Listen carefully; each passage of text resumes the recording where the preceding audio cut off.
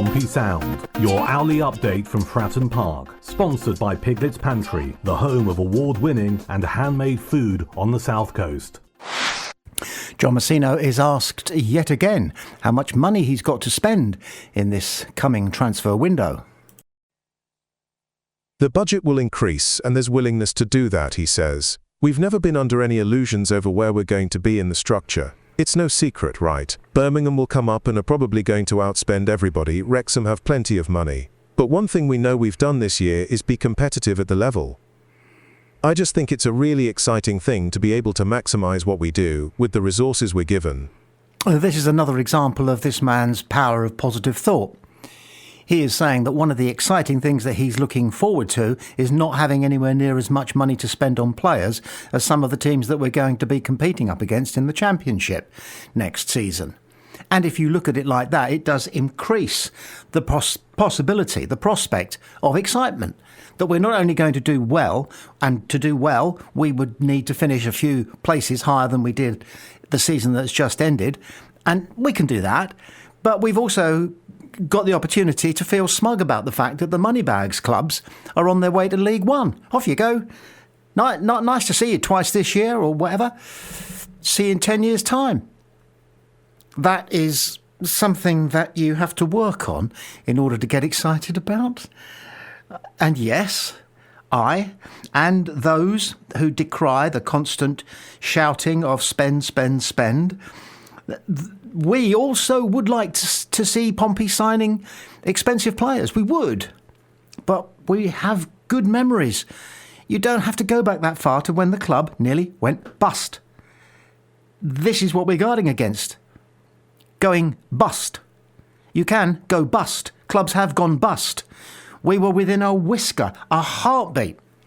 A couple of extra signatures on the paperwork that brought in the funds from the public, the fans, that kept the club alive. We were that close to dying because we went Moneybags and did it badly and laid ourselves open to owners who didn't know. I'm not going to use dubious language, but you know the bit of their anatomy they did not know from their elbow. And we're only in it to try and make a fast buck anyway, it seemed to us from the outside. So that's not going to happen this time round. Not under the Eisners, not under Andy Cullen, not under John MOUSINHO, not under the man who cleans the toilets at Fratton Park, or woman, person. None of us want to risk that club. One of the biggest things in the lives of tens of thousands of Portsmouth people and beyond, we're not going to risk it by being silly with our money. But if you are one of the spenders, go ahead banging your head against a brick wall and making an awful lot of noise with nothing to show for it. Well, we find you amusing. There are people at Portsmouth Football Club, Fratton Park, who know what they're doing. So much do they know what they're doing. We really ought to just enjoy the opportunity to sit in our seat or stand in our seat, as it's becoming more and more the case. And that's great too. And simply enjoy every match. That's what it's all about. Not trying to get other people to spend their money. So well said yet again, John MOUSINHO, and I bet we'll hear it again from him and again from Andy Cullen and again from California before the transfer window ends. We are being level-headed, business-like. We are being cautious and intelligent. Nothing wrong with that. Nicolas Schmid has been called up to the senior Austria squad for the first time, ahead of the country's upcoming World Cup qualifiers. It caps a fine debut campaign at Pompey for the 28-year-old goalkeeper, who made 36 appearances after arriving from BW Linz last summer. Ralph Rangnick's side begin their quest to reach next year's tournament by hosting Romania in Group H on Saturday, June 7th, 7:45 p.m. kickoff, before visiting Minos San Marino on Tuesday, June 10th, 7:45 p.m. kickoff. Terry Devlin is also set to go away on international duty, having been called up for Northern Ireland's friendly doubleheader against Denmark and Iceland. Having Pompey players playing international football is a bit of what they call a double-edged sword, because there are benefits, but they're thin, they're milky. The benefits are that we can say to ourselves that we are a club that has international players on our books. And there's a sort of tiny feel-good frisson from that. Makes you feel a little bit more important as a fan of a club that has internationals playing in your squad. But Austria and Northern Ireland, when was the last time we had an England international who was also playing for Pompey at the time?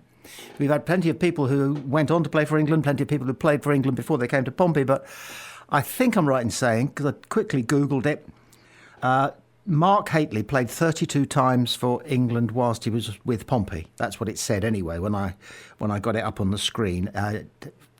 Didn't feel like that, but that's what it says. So, and maybe that's right. And if that is right, that's a bygone era.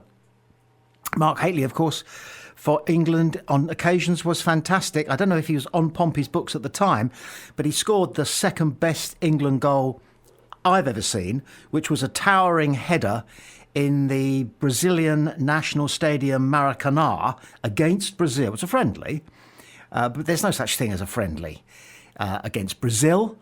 They don't do friendlies.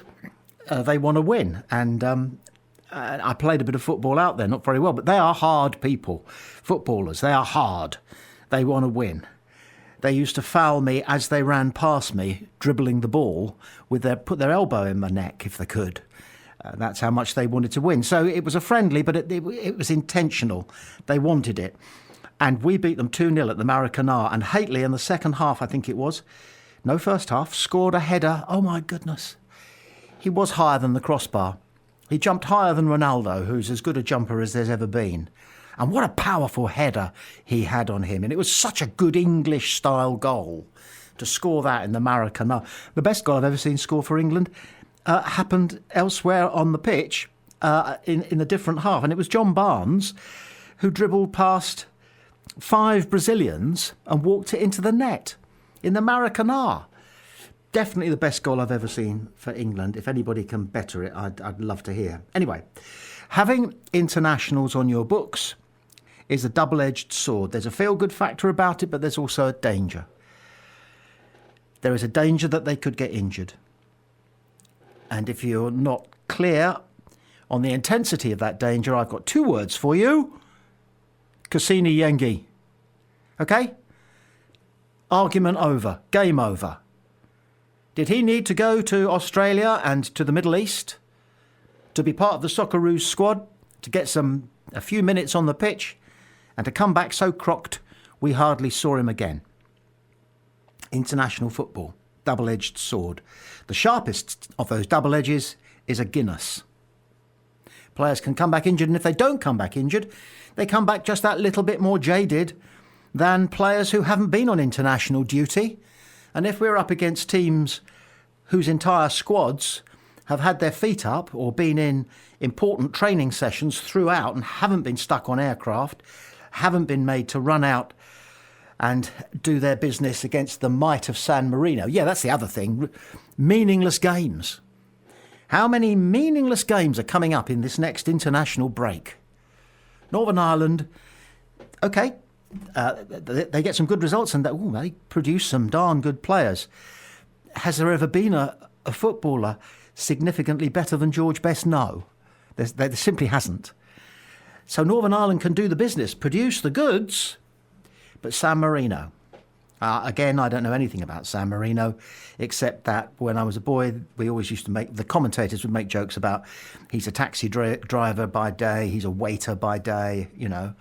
I think they're professionals in some capacity now, playing their professional football elsewhere. But look, could you find San Marino on the map? A map? I'm not quite sure whether it's a remote province in Italy or the borders of France and Spain. Anyway, double-edged football. Congratulations to Nicholas Smith. That is an accolade that he has earned with a fantastic sort of 3/4 of a season playing for Pompey. Most eye-catching performance. And we talk about who's the first name on the team sheet. I would think nowadays pretty much Nicholas Schmidt, isn't it? And well done, Terry Devlin. He is a star of the future. I wonder who, just out of interest, I wonder is there a chance that we've got any youngster coming through who is English, qualified for England, would play for England, and will play for England, and will be our next England player, whilst also wearing a Pompey shirt? You know who it could have been? You know who it could have been. It could have been Alex Robertson, couldn't it? Oh, and oops, I've just said something out loud that will have you, if you're paying attention, shouting out loud at me, which is that this next lot of internationals, there aren't an international break. I think I'm right in saying I haven't got the dates. Wait a minute, I do have the dates. They're close season matches. Yeah, June. So there aren't going to be players coming back exhausted and playing against players who have been rested. So forget that bit. Still a double-edged sword, though, isn't it? Oh, please say yes. Steve Bone, in his weekly audio column on Pompey Sound, is a bit unhappy that we're not hearing a regular supply of names attached to the good old transfer rumour mill. I would have expected more new names to keep coming out now. I'd have expected a new name every couple of days, but we seem to only have had 4 or 5 names, and they're the same ones that keep sort of going round, and people, they get talked about, then they get forgotten for a week, and then people talk about them again and say they're still on the radar, and Pompey are still monitoring this player and that player. And I don't know why that is. And it's either because the market is very slow and it's going to start very slowly, and there won't be too much business done in this first 10-day transfer window or whatever it is, or it's that actually there are a lot of names that Pompey are looking at, and they're just keeping them very close to their chest, and word is not getting out. And you kind of hope that it's the latter, really, because we want some signings, don't we? You can hear Steve Bone in his regular slots on Pompey Sound through the week, and of course you can also podcast him if you've got, for example, Apple or Spotify on your device, which used to be called a phone, now it's called a device. You need to search Pompey Sound podcasts, and the latest that's up at the moment is the most recent one that Steve has done for us today being Thursday, his regular day. He covers all sorts of topics, including the longevity of Matt Ritchie, our dependency on our lovely seniors, which he includes, of course, Marlon Pack. In there, Pack and Ritchie, 2 absolute stalwarts and still fit as a butcher's dog, both of them. We talk a little bit about various spurious topics since things have gone very quiet. And one of the first things he's complaining about is how quiet it is on the rumour front. It's also quiet on the hard news front. It's good that the official website is keeping us topped up with things such as news about the sales of season tickets, which are kind of less important to us fans than those bits of news are to Pompey, because obviously it's a key source of income, and they are delighted that Pompey fans are showing such enthusiasm for the coming season. And Steve also trails ahead to next week's interview and therefore podcast. What am I calling it? An audio column. Steve's wit and wisdom and understanding of the game and careful, well thought out insights and perceptions is peerless, absolutely priceless. He's gold. And he's with us on Pompey Sound every Thursday at around about 2-3 o'clock in the afternoon.